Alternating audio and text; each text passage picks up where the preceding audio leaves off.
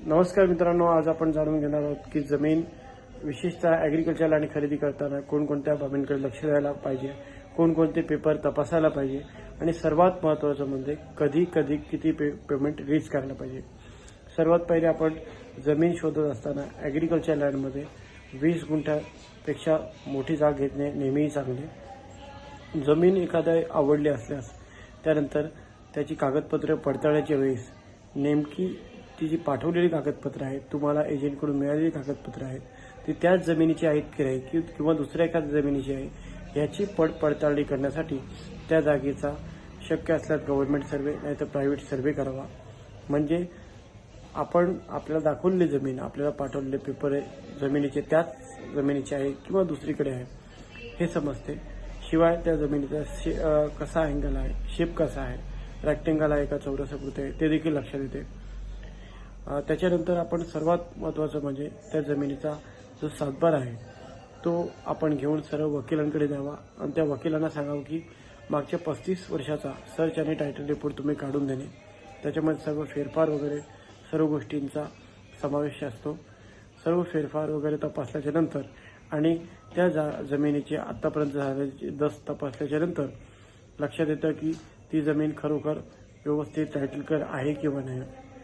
असेल तर आत्तापर्यंतच्या सगळ्या ज्या एंट्री असतात जमिनीच्या त्यांचा उल्लेख कागदोपत्री आपला वकील एक सर्च रिपोर्टमध्ये करून देतो। नसेल तर का क्लिअर नाही त्याचा देखील उल्लेख तुम्हाला स्पष्ट तो करून देतो।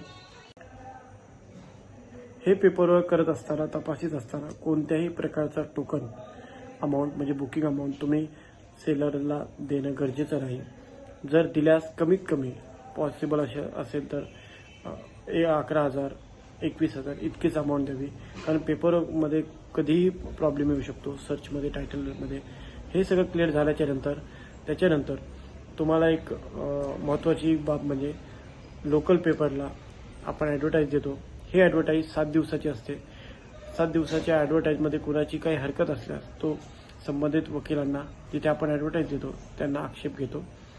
8व्या दिवशी, 9व्या दिवशी, 10व्या दिवशी तुम्ही त्या जागेचं खरेदी खत करू शकता आणि संबंधित पेपर नोटीस तुम्ही त्या खरेदी खतमध्ये चिटकवणे गरजेचं असते।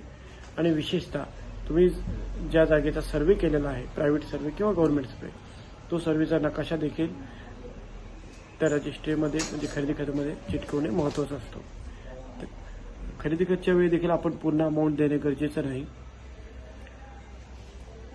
खरेदी खताच्या वेळेस पूर्ण रक्कम अजिबात देऊ नका, कारण खरेदी खताच्या नंतर एक महत्त्वाचा टप्पा असतो वर्दी नोटीस।